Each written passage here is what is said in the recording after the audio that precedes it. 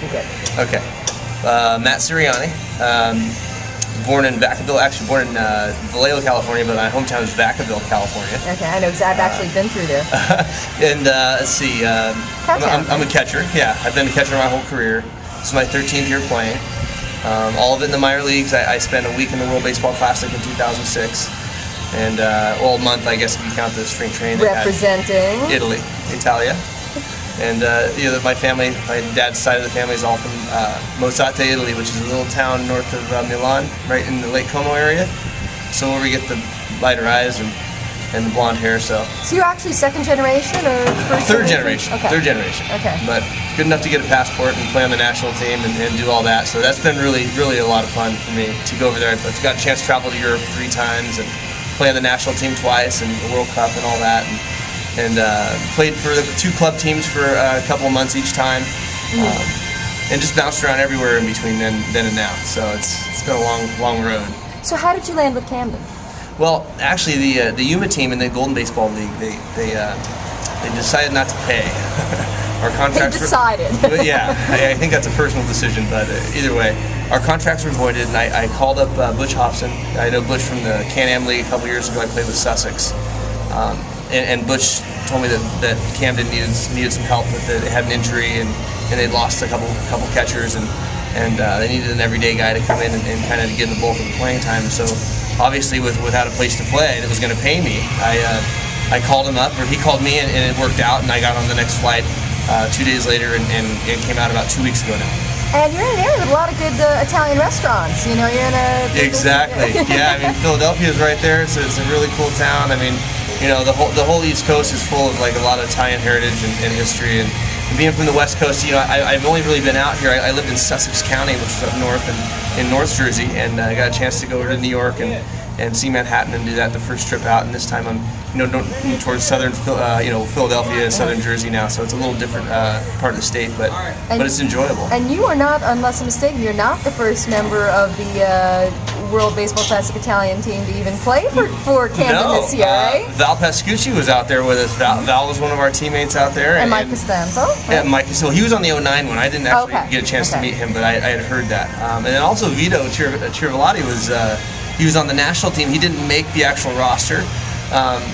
Political, obviously, there's sort of a lot of reasons that go into that, but Vito is a very good friend of mine that I've met back there, and we've stayed good friends for a long time, and actually rooming with him on the road this trip, so it's come full circle now, and we're back being Italian brothers again. So as long as we're talking Italian brothers, let me ask you, because I know that people, you know, they come around, they do the road trips. Are there any like really great Italian restaurants in the area that you have discovered so far that you would recommend people? Have you not been there long enough to have a favorite? Just we went to one today. Recommend as in me, you know. Well, we went to one today. We had a really nice meatball oven baked sub. It was really cool, but I don't remember the name of it. It was right around the corner from the hotel. Okay. But I honestly don't get a chance to eat out very often. I don't really have a pocketbook for it, so whatever they feed us for the spread is what I get to eat for the night, and whatever the vending machine has. M&M's last night, I think, had a couple Cokes. But that's the life on the road in the minor leagues. You know, you especially this year, I didn't get paid for a full month, and I haven't been paid since May. What was it? June. May 29th was my last paycheck I got. So I went the whole month of June without any pay, and now we're through the end of July. And so, I mean, do you have like a booster club, whatever, that comes in, brings you guys food or anything? Back home, yeah, we play clubhouse dues and all that, and we have plenty to eat here in Camden. It's been really nice to actually get some food. But down in Yuma, no, we didn't have anything. There was no meals before the game or after, really. They did order 3 or 4 pizzas for an entire team, so you get a slice. But you know, a lot of Del Taco. So and that kind of got preferring the Atlantic. Oh, I lost 15 pounds in about 25 days. Between the heat, and the malnourishment, and the catching every day, and so this has really been a treat to come out and play in front of very nice crowds and excellent stadiums, great lighting, good hitting backgrounds. My parents get to see me on TV back home, and friends get to watch back home, which is a treat. You know, going from basically the worst of the bush leagues to the best independent baseball that you're going to find in the world. You know, I mean, this is really what it is. I mean, you can go overseas. I played in Italy a little bit. You know, I played in Canada last year up in Edmonton, and that was nice, but nothing compares. This reminds me of when I was back in AA, AAA ball in the early 2000s, And it gives you a lot more to get up for every night. It's a lot easier to play out here. Now, let me ask you, because I have a feeling there are probably a few to choose from. What accomplishment, and it can be on or off the field, are you proudest of in your life? I think still playing is my biggest accomplishment. I mean, the opportunities to move on in life have been abundant for me. I've got a college degree. I went to the University of Mississippi, graduated at Ole Miss, 1998. What was your degree in? Exercise science. So I took a job for half of a season after the World Classic in '06, doing medical device sales with Stryker, which is a pretty good company. In the operating room, I did craniomaxillofacial trauma repair, which was a little bit different. Oh my God! my first case that I had to go into was a gunshot wound to the face, and I saw some things that I didn't think I was going to see, and actually had to go down to a knee at one point and realized I better get back in the batting cage and get back out to what I'm really good at, playing baseball. And so I did. I stuck the job out for 6 or 7 months and decided that, I had to make a little money because I was dead broke, playing for $1,200, $1,300, $100 a month. So my biggest accomplishment is really just keeping on, finding places to play. I've always been a defensive catcher. When I was in organized ball, I never really had the opportunity to start. I was always the guy behind the guy that got paid $500,000 or $1 million to sign, who couldn't really catch but could really hit. So the organizations kept me around because I was a good guy in the clubhouse. I was really good with the pitching staff, called a good game, never complained, still don't. People wouldn't know how old I am because I don't say anything. I don't tell anybody really a whole lot about me. I just kind of am a fly on the wall. And you probably have looked exactly the same your entire life. It's funny you mentioned that. My debit card, I was showing this gal the other day. I was paying for something. She's like, "Is that you? You look a little young." Oh yeah, the picture was 12 years ago. She goes, "Wow, I thought maybe 2 years ago." I said, "No, it's not that good." So baseball keeps you young? Yeah, the wrinkles are showing up, but I think just the lack of stress in my life. I mean, I work with kids a lot in the off season. I work in the winery. I work in the wine business, so that really makes it a lot of fun when people come to your work and they're having a good time and on vacation, such as the case here. At the ballpark, people come here for entertainment. I consider myself an entertainer. I mean, it's something that I do that I would do for no money, which I'm proving actually right now. But in the meantime, it's passion, and when you're passionate towards something, it's not like work. What do you think you'd be doing if you weren't playing baseball? Would the winery, the winemaking come into play? I'm sure.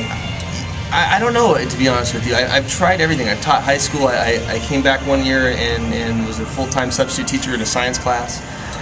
Enjoyed it, but didn't care for the lack of respect that just was involved with the teaching profession. My parents were both teachers. My dad was a fireman.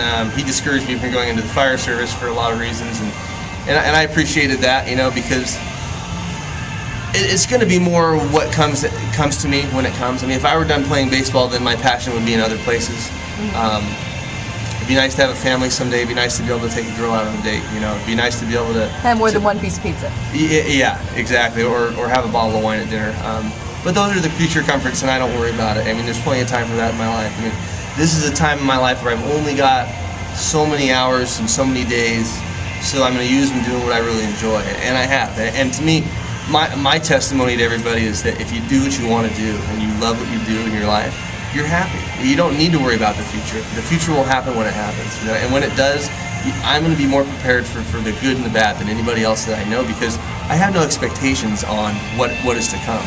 All I know is that when I do everything the right way, treat people well, treat people the way I'd like to be treated, the golden rule, that's what I always live my life by. And when that really started to come into effect, I really started to see the difference in my life. I started to see that the things that you ask for in the universe they'll come back to you.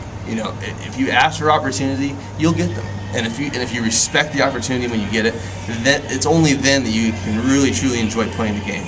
And I've enjoyed this last 2 weeks like feels like it's been an eternity. It's just been really, really a lot of fun. And being down at the bottom and still having fun and smiling every day really let me know that I was doing the right thing. If I didn't feel like I was doing the right thing, I'd be doing something else.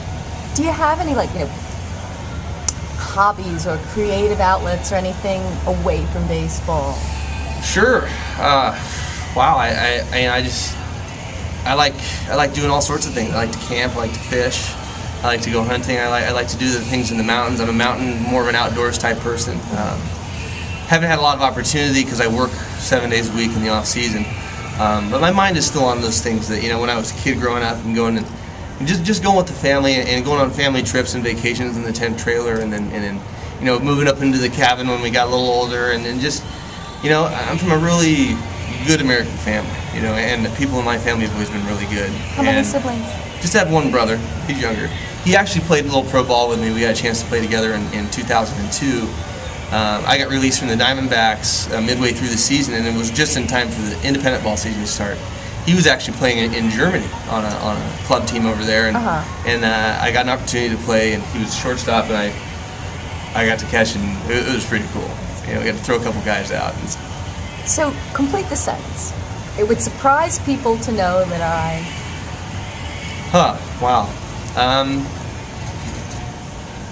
You know, that's funny. I don't really ask myself those types of questions. I guess probably that I'm still single.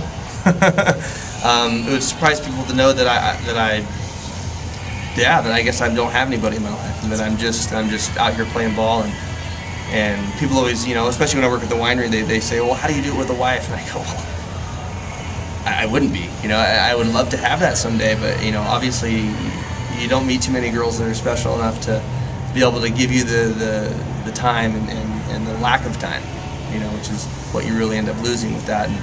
And that's always been a part of my life that's been a little bit lacking, is just the personal side. You know, I work a lot, I spend time with kids a lot, and I give back.